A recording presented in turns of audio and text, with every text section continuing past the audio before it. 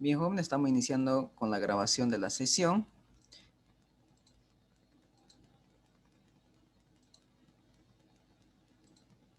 Vamos a seguir hablando de finanzas 1, es decir, de las finanzas de corto plazo. Pero hoy vamos a entrar al tema 2. La anterior clase habíamos entrado un poquito a la que es a la introducción de las finanzas.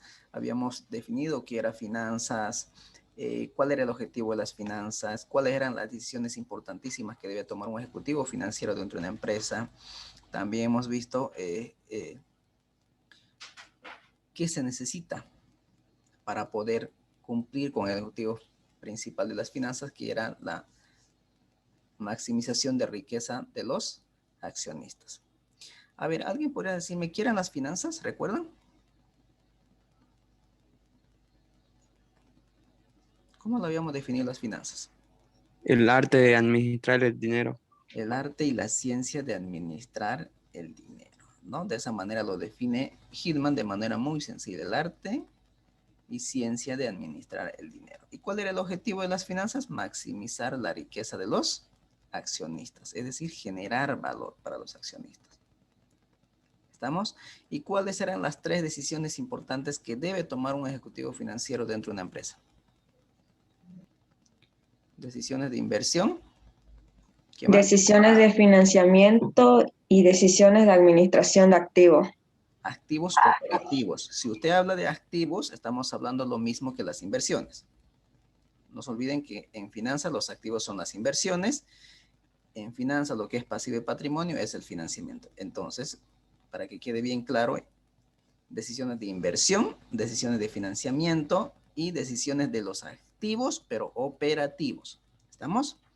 Porque si nos quedamos con decisiones de activos, estamos hablando de lo mismo que son las decisiones de inversiones. No olvidemos que las inversiones son los activos. ¿Estamos? Muy bien. Ahora vamos a entrar al tema 2, lo que tiene que ser, o vamos a hablar de análisis financiero. Aquí vamos a hablar por qué es importante realizar un análisis financiero, para qué se debe realizar un análisis financiero y cómo se lo va a realizar un análisis financiero. ¿Estamos? Entonces, adelante. En las finanzas de una empresa existen muchas medidas de desempeño empresarial y uno de ellos es de lo que vamos a hablar hoy, que son los indicadores financieros, que son clave para la dirección de las empresas. Entonces, una medida de desempeño, en este caso del desempeño financiero, son los indicadores financieros. El análisis financiero es una herramienta básica que utiliza un director financiero, un ejecutivo financiero, para poder evaluar la información económica y financiera de una empresa en un momento determinado. Este análisis conlleva a la toma de decisiones que permitan alcanzar las metas y objetivos fijados para el futuro. En finanzas habíamos dicho que el objetivo principal es la de generar valor para la empresa, maximizar riqueza para los accionistas, incrementar el precio de las acciones. Ese es el objetivo de las finanzas. Entonces, para lograr todo ello, pues debemos administrar correctamente los recursos. Y para ello, una de las herramientas es justamente los indicadores financieros que vamos a ver a partir de hoy. ¿Estamos? ¿Cómo realizar el análisis financiero? La información financiera de toda compañía está reflejada en los estados financieros, los cuales muestran la situación y desarrollo financiero a que ha llegado la empresa como consecuencia de sus operaciones o actividades. En otras palabras, son la expresión cuantitativa de los resultados obtenidos por la gestión administrativa. Los indicadores financieros también evalúan el desempeño de los ejecutivos de la empresa, en especial del ejecutivo financiero. Es decir, es para evaluar la administración financiera de la empresa. Para poder realizar este análisis financiero, necesitamos información financiera y la información financiera se encuentra en los estados financieros. Estos estados financieros suministran información necesaria sobre la situación financiera actual, sobre los resultados económicos y sobre su desempeño financiero anterior, es decir, histórico. Ahora, ¿quiénes son usuarios de los estados financieros? Son usuarios los inversionistas, los que inyectan capital a la empresa, accionistas, que son los dueños de la empresa, gerentes, que son los administradores de la empresa, acreedores, que son los que financian a la empresa, y el Estado. Por ejemplo, ¿por qué les interesan a los acreedores los estados financieros? ¿Mm? Por ejemplo, Para saber la situación de la empresa y ver si van a hacer negocios con esa empresa, Licen.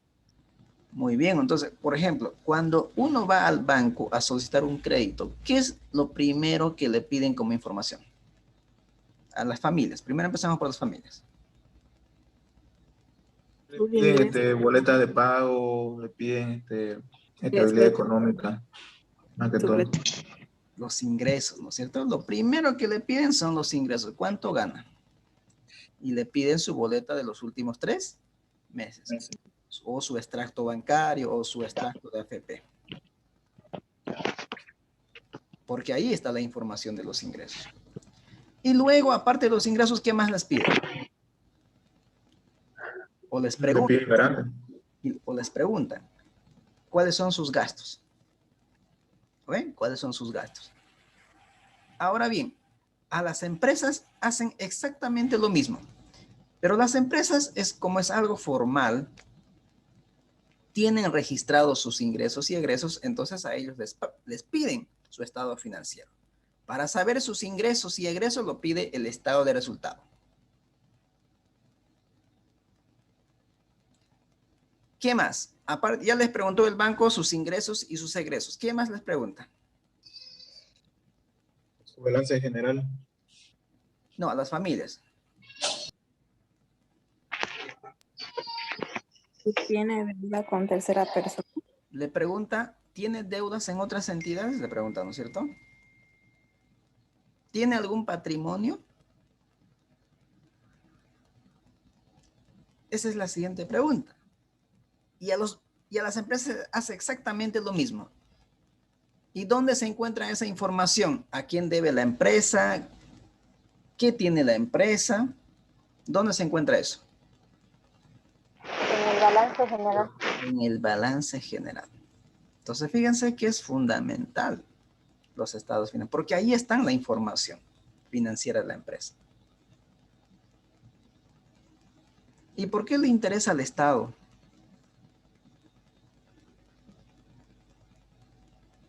Para poder calcular la capacidad de endeudamiento. Ya, ese es el banco, obviamente le pide los estados financieros y le va a hacer un análisis. Lo que vamos a hacer nosotros hace el banco. Lo analiza su capacidad de pago, su solvencia de corto y de largo plazo, su eficiencia en la administración de sus activos y la capacidad de generar rentabilidad. Eso es lo que evalúa el banco con los estados financieros. Pero ¿y el Estado?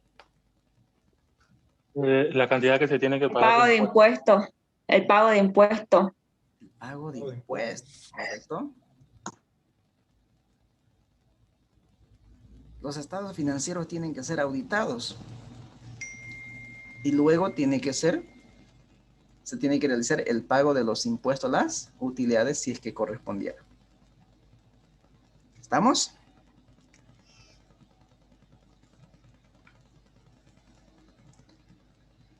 Estos estados financieros de que hablamos, en este específico hemos hablado de 2, estado de resultado y balance general, se elabora de acuerdo a los principios contables y al finalizar del ejercicio contable, el cual cubre el periodo de un año. Y según el rubro de la empresa, tienen una fecha de cierre de gestión. Por ejemplo, las empresas industriales y petroleras cierran gestión el 31 de marzo e inician gestión el 1 de abril. Las empresas gomeras, castañeras, agrícolas, ganaderas y agroindustriales cierran gestión el 30 de junio de cada gestión. Inician gestión el 1 de julio. Las empresas mineras cierran gestión el 30 de septiembre e inician gestión el 1 de octubre. Y las empresas comerciales, las de servicio, como ser bancos, compañías de seguro y otras que no están contempladas en las fechas anteriores, tienen como cierre de gestión el 31 de diciembre. Y estos inician gestión teóricamente el 1 de enero. Pero el 1 de enero ustedes saben muy bien que todos están con dolor de cabeza. Es feriado nacional. ¿Por qué es feriado? Por año nuevo. Por el año nuevo. Entonces iniciarían gestión, en este caso el 2. ¿Estamos? Entonces estas son las fechas de cierre de gestión según el rubro de las empresas, que hay que tomar en cuenta eso. ¿Cuáles son los principales estados financieros? El balance general, que muestra el resumen de las inversiones y financiamiento de la empresa, es decir, lo que son los activos, y el pasivo y patrimonio. El estado de resultado, esto muestra los ingresos y egresos, es decir, la pérdida o utilidad de la gestión, que no es nada más la diferencia entre ingresos y egresos. El otro es el estado de cambios en el patrimonio o estado de evolución en el patrimonio. Muestra las variaciones ocurridas en las distintas cuentas del patrimonio. Cómo ha ido evolucionando el patrimonio de los accionistas. Y el otro es el estado flujo de efectivo. Esto muestra los cambios que haya habido en el efectivo, es decir, los ingresos y salidas de efectivos que se haya generado en un periodo. ¿Qué es lo que se ha hecho con el dinero? Eso es lo que muestra. Cuánto ingresó y cuánto salió. De dinero. De dinero. ¿Cuál era el objetivo de las finanzas? Maximizar los ingresos. Maximizar la riqueza de los accionistas. ¿Y cómo le hemos definido las finanzas? Arte y ciencia de administrar el dinero. Entonces, en finanzas nos interesa esto, jóvenes. Esto. El estado de flujo de efectivo nos muestra las entradas y salidas de efectivo que se ha generado en un periodo, en una determinada compañía. Entonces, es primordial en finanzas el efectivo, porque de eso dice las finanzas. Las finanzas es el arte y la ciencia de administrar el dinero. ¿Correcto? Obviamente no debemos dejar de lado los demás estados. Aquí podríamos incluirlo las notas a los estados financieros, que simplemente es una breve explicación del contenido de cada uno de estos estados financieros. ¿Estamos? Ahora bien, vamos a ver un poquito la estructura de cada uno de estos estados financieros. Vamos primero con el estado de resultado. El estado de resultado tiene un encabezado, ¿no?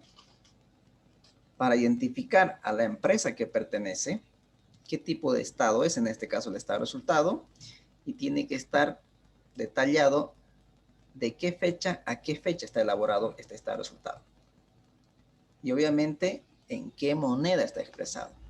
En el caso de Bolivia, tiene que estar en bolivianos para su presentación a impuesto nacional. ¿Podríamos hacerlo en dólares? Claro que sí.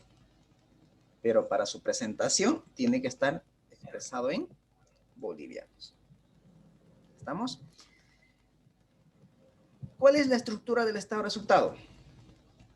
Primero están los ingresos. Nos muestra cuánto vendió. Luego están los costos, que es el costo de ventas. Y aquí también están los gastos operativos, los intereses, impuestos, etcétera, etcétera.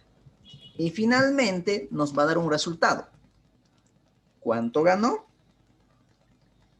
Y cuánto perdió. Es decir, nos va a mostrar si hay utilidad o hay pérdida. Ahora bien, ¿qué son los ingresos? ¿Cómo podríamos definir los ingresos?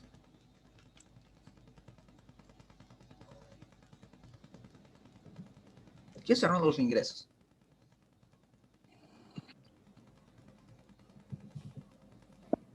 Cantidad de efectivo que ingresa.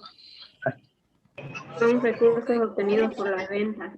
Son los recursos que se percibe por la venta de un bien o prestación de un servicio. ¿Correcto? A esas ventas lo restamos los costos de ventas. Y luego los restamos los gastos operativos. Ahora bien, ¿habrá alguna diferencia entre costos y gastos? Y si lo hay, ¿cuál es? ¿O son los mismos? No es lo mismo, dice. Los costos son, Los costos son los que dan más valor al bien. La dejo hablar al compañero, perdón. A ver, ¿la escuchamos? Ya le hice. Los costos son todo lo que que ocupa la empresa para poder producir el producto, ¿no? O servicio. Ya. Se llaman costos de producción. ¿Ya? Y los gastos son todos los gastos como administrativos para poder producirlo, ¿no? Perfecto. Doctor, la diferencia es que los costos vuelven a la empresa y los gastos es dinero que no vuelve a la empresa. Ya. ¿Alguien más Correcto, quiere correcto. comentar? El costo es el monto que se requiere para la inversión que se necesita para cualquier cosa. Hay costo de producción, costo de distribución, es la cantidad de dinero que se tiene que invertir para realizar esa acción. Y el gasto es el desembolso que se hace para esa acción. Esa es la diferencia, dice. Muy bien. Entonces, el costo indica la inversión necesaria para producir un producto en particular. Y el gasto es el desembolso de dinero que se hace para realizar cada una de las actividades que se necesitan para la producción de dicho producto. En otras palabras, el costo está dentro del producto y el gasto no. ¿Estamos? Entonces, esto es la estructura del estado de resultado. El estado de resultado es un estado dinámico. Por eso dice del al. Si estamos hablando de una empresa comercial, debería decir del 2 de enero al 31 de diciembre. ¿Por qué es un estado dinámico? Porque muestra cifras acumuladas. Las ventas son cifras acumuladas de la gestión. Mes de enero se vendió tanto, ¿no?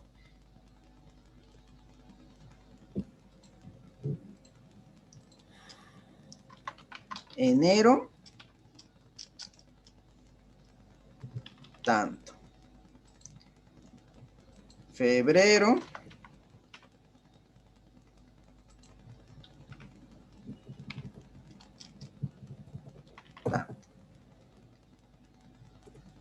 Y así sucesivamente. Y lo que tenemos que hacer es simplemente sumar, ¿no? Por eso es un estado dinámico, porque nos muestra cifras acumuladas de un periodo a otro periodo. Por eso en el encabezado tiene que ir del al. ¿Estamos? Entonces, en conclusión, el estado de resultados nos va a mostrar cuánto vendió, que son los ingresos, cuánto es el costo y gastos, y finalmente nos muestra la pérdida o ganancia obtenida en un periodo. Entonces, en conclusión, el estado de resultados nos muestra la utilidad del periodo o la pérdida del periodo. ¿Estamos?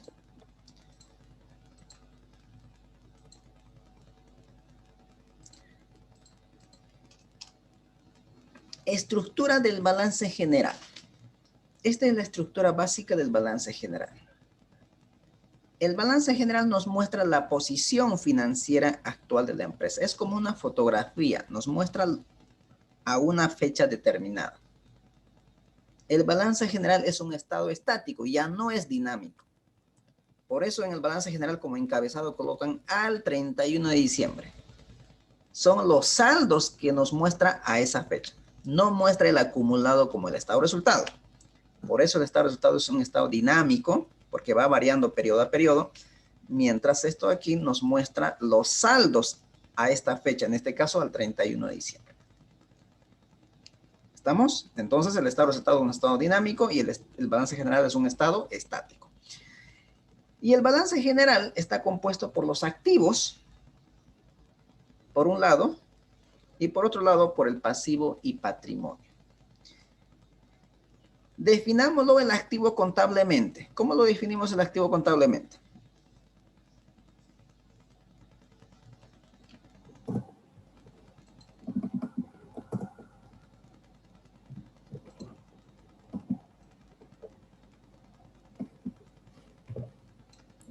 ¿Cómo lo definimos? Los bienes que posee la empresa. Bienes y derechos de la empresa. Bienes y derechos que posee la empresa. Perfecto.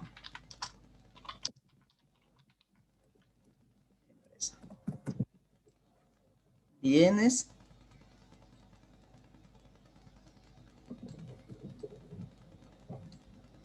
y derechos que posee la empresa. Ahora, ¿cómo se clasifican los activos? Se clasifica de acuerdo a su grado de liquidez. Los activos más líquidos son los activos corrientes. Y los activos menos líquidos son el activo no corriente. ¿Por qué el activo corriente es el activo más líquido? Porque esto se convierte en efectivo en el corto plazo. Y dentro del activo corriente, ¿qué cuentas tenemos? Disponible, efectivo, caja y banco. Exigibles, cuentas por cobrar de clientes, que lo podemos convertir en efectivo fácilmente en el corto plazo. Normalmente las ventas a crédito no deben pasar los 90 días, entre 15, 30, 45, 60, 90 días. Fíjese que en el corto periodo o en el corto plazo se puede convertir en efectivo. ¿Qué más tenemos? Inventarios. Los inventarios también lo podemos convertir en efectivo en el corto plazo. Mientras que los activos no corrientes no se puede convertir fácilmente efectivo en el corto plazo, sino en un largo plazo. Porque estos son necesarios ¿para qué? Son inversiones fijas que son necesarias para la transformación de las materias primas en producto. Es decir, si es que estamos hablando de una empresa industrial. Son la capacidad instalada de la empresa. Estos están sujetos a depreciación. Los activos no corrientes, que serían los bienes. ¿Estamos? Pero en finanzas nosotros, los activos son nuestras inversiones. inversiones. Estas inversiones son los que nos van a generar rentabilidad. ¿Estamos? Por otro lado, tenemos el pasivo y el patrimonio. Es decir, pasivo más patrimonio. No olvidemos que por ecuación contable, estos son iguales, ¿no? El activo es igual a pasivo más patrimonio. Ahora definamos contablemente el pasivo. ¿Cómo podríamos definir contablemente el pasivo? ¿Qué serán los pasivos?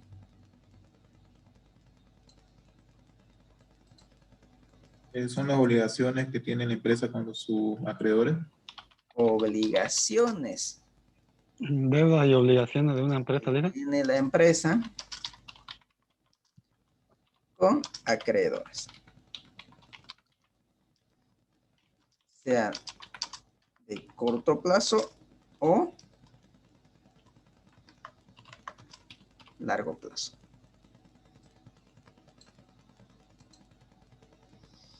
¿Estamos? Son obligaciones que tiene la empresa con los acreedores, ya sean de corto o de largo plazo. Y ahí podemos hablar de pasivo corriente, que son obligaciones de corto plazo. Todo lo que es por pagar en el corto plazo, dentro de un año. Y el pasivo no corriente, obligaciones de largo plazo, cuyo vencimientos son mayores a un año. ¿Estamos? Y por otro lado, tenemos el patrimonio. ¿Qué serán los patrimonios contablemente?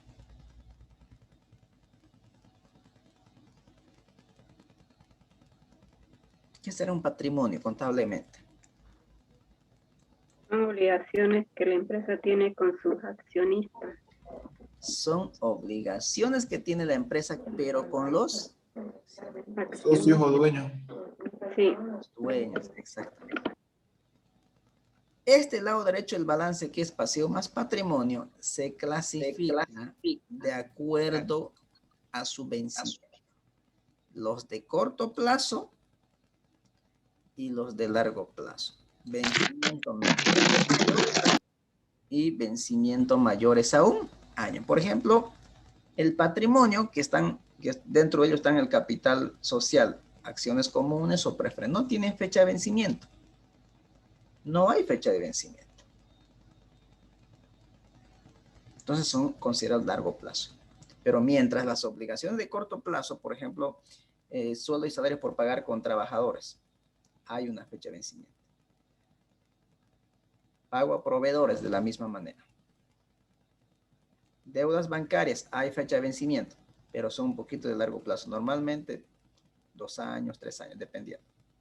Puede haber deudas bancarias de corto plazo, como ser las líneas de crédito, o también puede haber de largo plazo, mayores un año. ¿Estamos? Pero en finanzas, para nosotros, el lado derecho del balance son las fuentes de financiamiento. Es decir, cómo se han obtenido los recursos para poder realizar esta inversión, que son los activos. ¿Cómo hemos financiado las inversiones? ¿Cómo se han financiado las inversiones? Seguramente alguien dirá 40% con pasivo y 60% con patrimonio. No sé si es la estructura óptima, pero pues es una alternativa. O viceversa, 40% con deuda, que es pasivo, o 60% con deuda y 40% patrimonio, o 50-50 como River. Hay que buscar la mejor combinación, es decir, hay que buscar la estructura óptima. ¿Y cuál es la estructura óptima? Es aquella combinación entre deuda y patrimonio que minimice el costo de capital. Es decir, el financiamiento genera costo. El financiamiento genera costo. Y por lo tanto, lo que debemos buscar es el costo de capital. Costo de capital.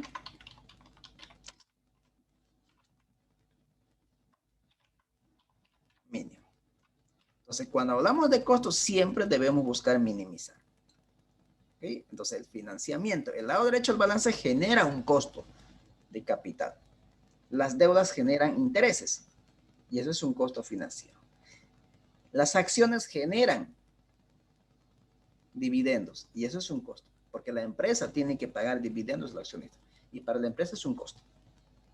Y por lo tanto buscamos siempre minimizar.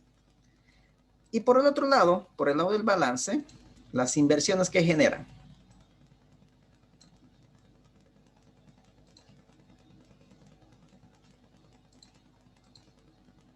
Generan rentabilidad.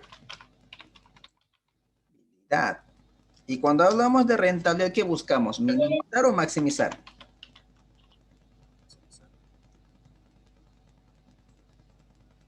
Maximizar. Maximizar. Las inversiones generan rentabilidad, generan rendimiento. Y lo que buscamos de ello es maximizar. ¿Y cuál era el objetivo de las finanzas? ¿Recuerdan? Maximizar el valor de la empresa. Entonces, una manera de saber si una empresa está generando valor o no para los accionistas y mi empresa no cotiza en la bolsa es justamente comparando la rentabilidad que genera la inversión con el costo de capital del financiamiento. Esta herramienta se conoce como valor económico agregado, EVA. Es una de las herramientas. Pero si la empresa cotiza en la bolsa, yo puedo comparar si está generando o no riqueza para los accionistas mediante la utilidad por acción, mediante el precio de las acciones, mediante el múltiplo PER. O sea, hay muchas herramientas. Pero si no cotizamos en la bolsa, por lo tanto, entonces una herramienta que podemos utilizar para saber si se está generando valor o no para la empresa, es decir, para los accionistas, pues es comparando la rentabilidad generada por la inversión versus el costo que genera el financiamiento de la inversión. ¿Estamos? ¿Alguna pregunta hasta aquí? ¿Alguna consulta?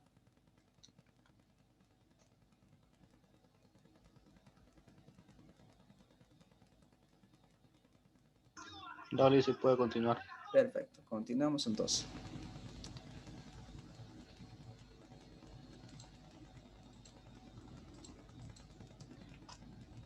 Muy bien, el otro estado financiero fundamental que normalmente no lo toman en cuenta es el estado flujo de efectivo.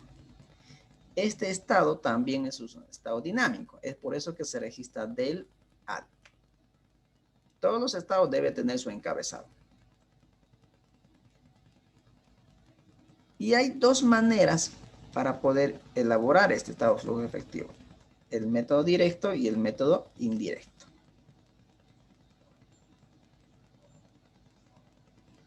Fíjense que este estado tiene una estructura que inicia con la utilidad operativa, con el EBIT.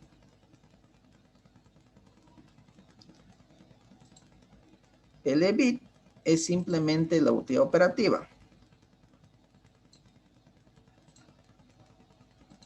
Por su sigla en inglés, utilidad antes de impuesto e interés. Entonces, esto es la utilidad operativa. La utilidad operativa.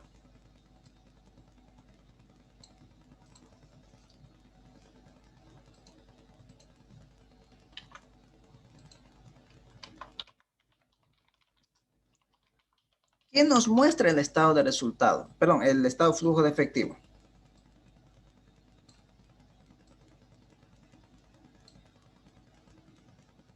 ¿Qué nos muestra el estado de flujo efectivo? Nos muestra las entradas y salidas de efectivo que se ha generado en un periodo contable. ¿Cuánto dinero le ha ingresado? ¿Y qué se ha hecho con ese dinero? ¿A dónde se le asignó esos recursos? Estoy hablando de dinero, fíjense, de dinero. Finanzas, arte y ciencia de administrar el dinero.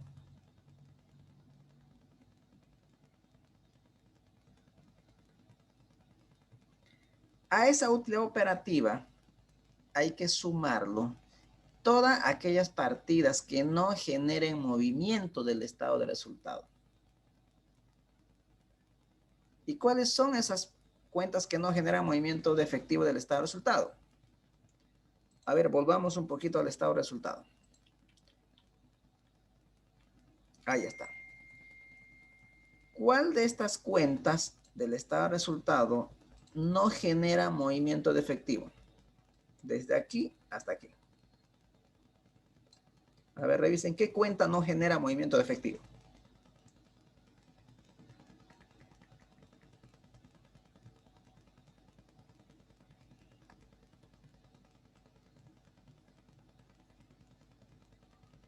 A ver, analicen cuenta por cuenta. Pero ¿qué acaso no todas las cuentas generan movimiento leasing de una u otra forma? A ver, analice uno. A ver, ¿las ventas generan movimiento efectivo? Sí. Sí, Sí. por ahí no en el momento, pero va a generar. ¿Los costos de ventas generan movimiento efectivo? Sí. Sí. Los gastos operativos, dentro ya tenemos administrativos, comerciales, gastos generales. ¿Generan movimiento efectivo? Sí, genera. Se genera. Muy bien. Depreciación y amortización. ¿Genera movimiento efectivo? No, dicen, creo. A ver, dice ahí, imaginemos que estamos restando depreciación. Claro, porque a le los está ingresos. restando. Estamos restando, pero yo les pregunto, ¿dónde fue ese dinero? ¿A dónde ha ido a parar? ¿Salió dinero realmente de la empresa? No, dicen, Porque sería costos, de nuestros activos fijos. porque costos de ventas sí genera movimiento efectivo. Tengo que pagar al proveedor de la materia prima que me entregó, tengo que pagar a mano de obra, etcétera, etcétera. Gastos administrativos, lo mismo. Tengo que pagar el sueldo de los gerentes, de la recepcionista, tengo que comprar material de escritorio para servicio de limpieza. Comercial es lo mismo. Tengo que comprar combustible para los equipos de reparto, es decir, para los vehículos. Tengo que pagar publicidad, promoción, no sé. Hay movimiento de efectivo en cada uno de ellos. Pero en la depreciación, Ingeniero, esas cuentas son reguladoras de los activos, por lo tanto, no generan movimiento de dinero. no genera movimiento de efectivo la depreciación.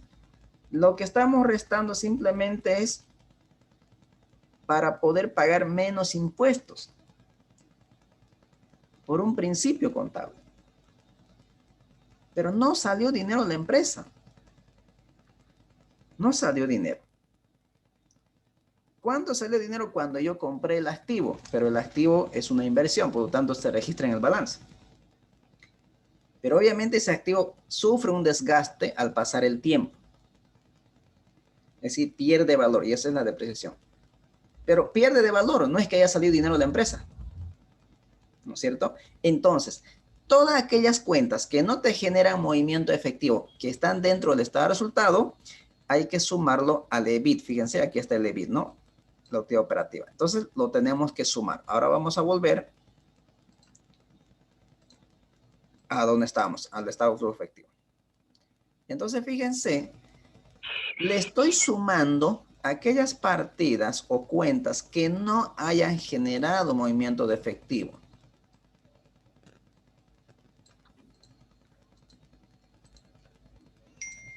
Y eso son la depreciación de los activos fijos y las partidas que no generan, bueno, aquí está en general. Por ejemplo, ¿qué otra cuenta del estado de resultado no generaría movimiento efectivo? La cuenta de las actualizaciones de las UFBs. ¿No? Tampoco genera movimiento efectivo. Entonces también deberíamos incluirlo. Si lo estamos, aquí se está sumando, fíjense, se está sumando la depreciación, porque en el estado de resultado lo resté. Lo resté. Entonces estaría pensando que salió dinero. No salió dinero. Como lo resté, por lo tanto se lo tengo que sumar. Y otras partidas, como les decía, las cuentas de actualización, por ejemplo, las famosas UFB. Actualización por tenencia de bienes. O resultado por ecuación de impresión. No sé con qué cuentan, lo han conocido ustedes. ¿Estamos? Esas cuentas tenemos que sumarlo o restarlo, dependiendo qué es lo que se ha hecho en el estado de resultado. ¿Estamos? Esas son las cuentas, por ejemplo, que se utilizan del estado de resultado para la elaboración del estado de flujo efectivo. Luego, tiene otros componentes que viene a ser que cuenta del estado, por si acaso, es parte del estado flujo de operación. Entonces tenemos flujo por actividad de operación, flujo por actividad de inversión y flujo por actividad de financiamiento.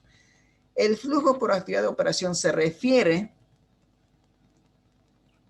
a la generación de recursos, ya sea entrada o salida de efectivo, pero por su actividad del negocio, por su actividad principal de la empresa.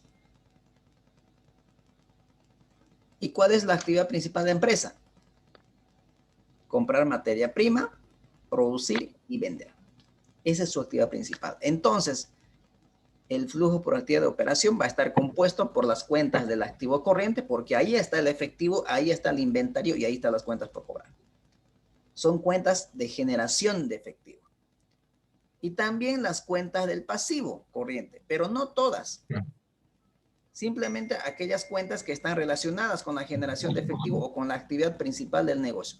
Por ejemplo, cuentas por pagar, sueldo y salarios por pagar, impuestos por pagar. Las deudas bancarias no. Puede haber deudas bancarias de corto plazo que estarían dentro del pasivo corriente. Eso no son por la actividad principal del negocio. El negocio, la empresa, no se ha creado con el objetivo de prestarse dinero al banco, sino que se lo hace por necesidad. ¿Estamos? Luego viene el flujo por actividad de inversión. Aquí se toma en cuenta aquellas cuentas que son de inversiones. Por ejemplo, inversiones en activos fijos para aumentar la capacidad instalada, comprar una nueva máquina, ampliar la planta industrial. Pero como también me puedo deshacer de las inversiones fijas. Por ejemplo, puedo vender una maquinaria que está en desuso, por lo tanto, por esa venta me va a ingresar dinero. Pero si yo compro una nueva máquina, va a salir dinero. Entonces, todo lo que es destinada los recursos a inversión tiene que estar registrado dentro del flujo de actividad de inversión. ¿Estamos? Y el otro es el flujo por actividad de financiamiento. Esto se refiere a la obtención de recursos, ya sea mediante deuda o aporte de los socios. Las deudas generan intereses, entonces registramos dentro del flujo por actividad de financiamiento.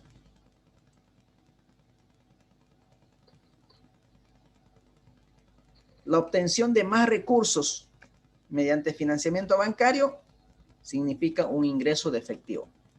Pero también podremos pagar las obligaciones que tenemos. Por lo tanto, van a significar salida de efectivo. También los socios pueden hacer inyección de capital, que también es financiamiento. Y a los socios hay que pagarlo dividendos, si es que hay utilidades. Entonces, eso también es salida de efectivo por el financiamiento. Y finalmente vamos a tener el flujo de efectivo del periodo, es decir, la cantidad de dinero que se ha generado en el periodo. Y eso puede ser positivo o puede ser negativo. Ese flujo de efectivo del periodo puede ser positivo o puede ser negativo. Si es positivo, significa que la empresa sí tiene capacidad de generar efectivo. Es decir, en castellano sería, a la empresa en el año 2020 le ha entrado más dinero de lo que ha salido, si es que el resultado fuera positivo. Pero si fuera negativo, tendríamos que decir, en la gestión 2020 ha salido más dinero de la empresa a lo que ha ingresado. Estaría en números rojos. Eso significaría que la empresa no tiene capacidad de generar efectivo. Y a ese flujo de efectivo del periodo lo tenemos que sumar la cantidad de dinero que teníamos inicialmente. Es decir, con cuánto de dinero hemos iniciado al inicio de la gestión. Por ejemplo, ustedes, ¿con cuánto de dinero van a iniciar el día de mañana? Lo mismo debería ser una empresa. ¿Con cuánto vamos a iniciar el dinero? Entonces, sumamos a lo que ha generado, lo sumamos el saldo inicial. Y finalmente vamos a tener el saldo final de efectivo, que debería ser, ese saldo final de efectivo debería ser igual al importe que aparece en el balance general en caja y banco.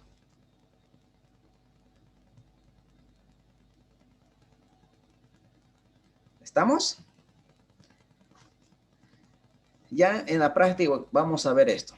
No es complejo, pareciera, pero no se preocupen. Va a ser sencillito como quedó en la oriente. ¿Estamos? Es importante este estado de flujo efectivo. Fíjense, este estado de flujo me va a decir cuánto de dinero se ha generado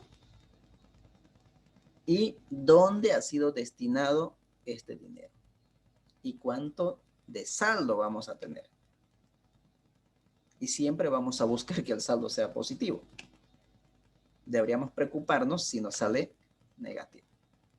¿Estamos?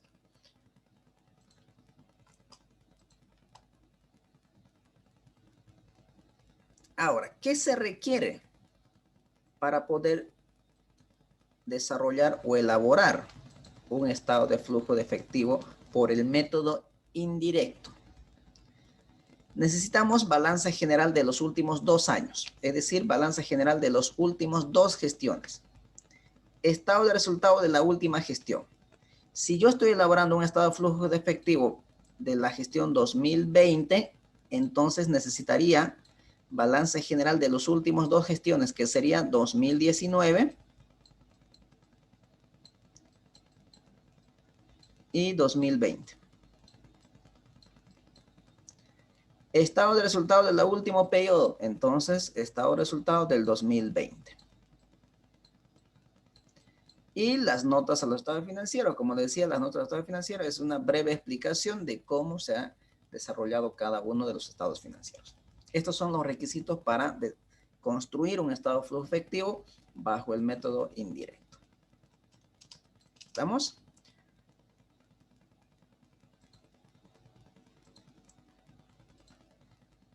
Las variaciones. Una vez que nosotros tengamos la información, 2 balances generales de las últimas gestiones, un estado de resultado, con ello tengo que hacer variaciones.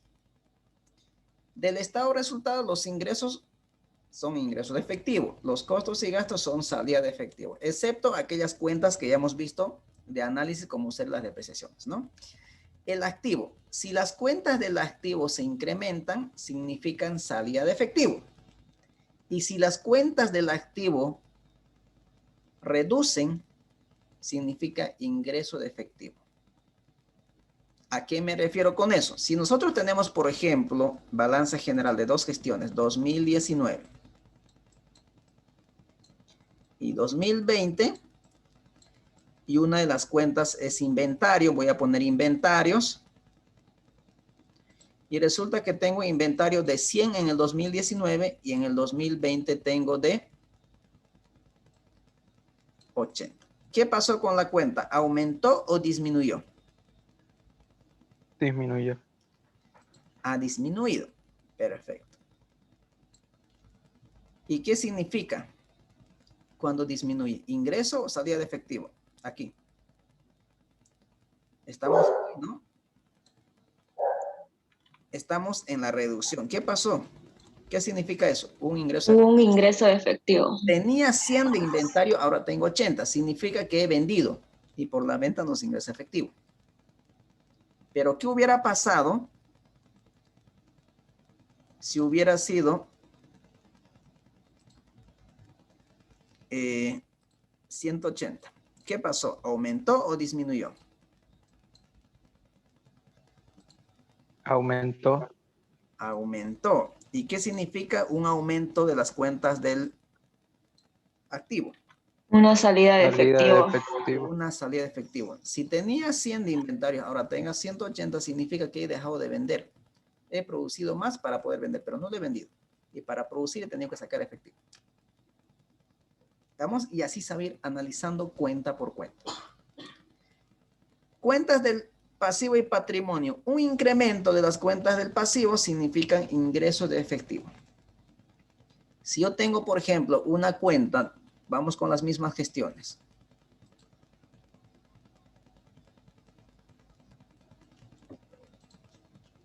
Voy a la cuenta de bancos, por ejemplo. Bancos. Imaginemos que en el 2019 tengo 200. Y en el 2020 tengo 250. ¿Qué pasó con la cuenta? ¿Aumentó o disminuyó? Disminuyó. Aumentado de 200 Perdón, a aumentó. 250. Sí, aumentó. ¿Qué significa que la cuenta de bancos se incremente de 200 a 250? Que he obtenido más financiamiento, ¿no ven? Me he prestado más plata del banco. Por lo tanto, eso significa una entrada o una salida de efectivo. Entrada. Entrada de efectivo. Entonces, fíjense, así Entrada. tenemos que ir analizando cuenta por cuenta. ¿Estamos? Y una reducción significaría una salida de efectivo. Porque si disminuye la cuenta de banco significa que estoy pagando y para poder pagar tengo que sacar efectivo. Entonces, salida de efectivo. ¿Estamos? Así tenemos que ir analizando de cuenta por cuenta.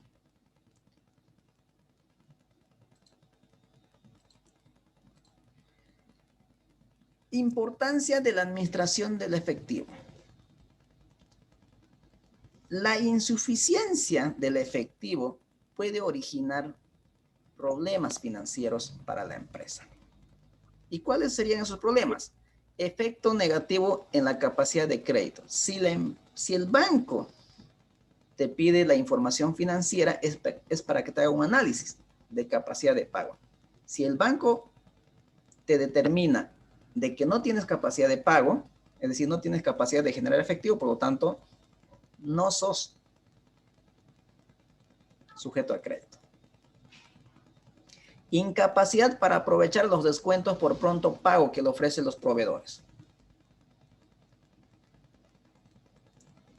No voy a poder aprovechar estas oportunidades porque si no tengo liquidez, si no tengo efectivo, es muy difícil que la pueda aprovechar. Imposibilidad de aprovechar oportunidades de negocio que se pueden ir presentando en el camino. Descontento del parte del personal que presta sus servicios. Es decir, si no hay efectivo, no vas a poder cumplir con las obligaciones con tu trabajador. Y obviamente esto va a repercutir en la productividad de cada uno de ellos. Relaciones difíciles con las fuentes de financiamiento externas a la empresa. Si no cumples con tus obligaciones, tus acreedores o vas a perder credibilidad ante tus acreedores. Y eso es muy difícil de obtenerlo. Si ustedes lo toman prestado un dinero a uno de sus amigos, si no los cumplen, olvídense que en la próxima les presten. Olvídense. Y eso es credibilidad. Pero si usted le presta y te paga cuando él se comprometió en la fecha establecida, pues con seguridad en la próxima lo vas a volver a prestar. Pero si no te paga en la fecha establecida, olvídese con seguridad que no lo va a prestar. Entonces lo mismo pasa con las empresas. ¿Estamos?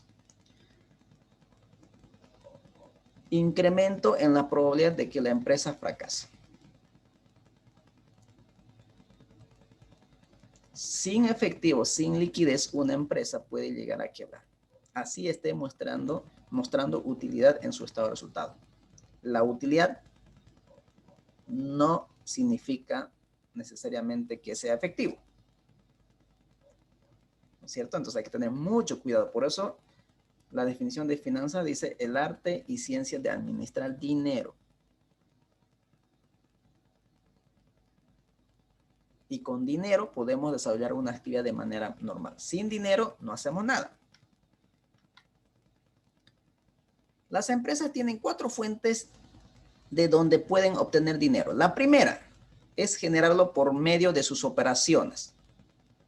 Es decir, por la venta de un bien o prestación de su servicio. La segunda, pueden conseguir el dinero solicitando prestado a las entidades bancarias, es decir, mediante deuda.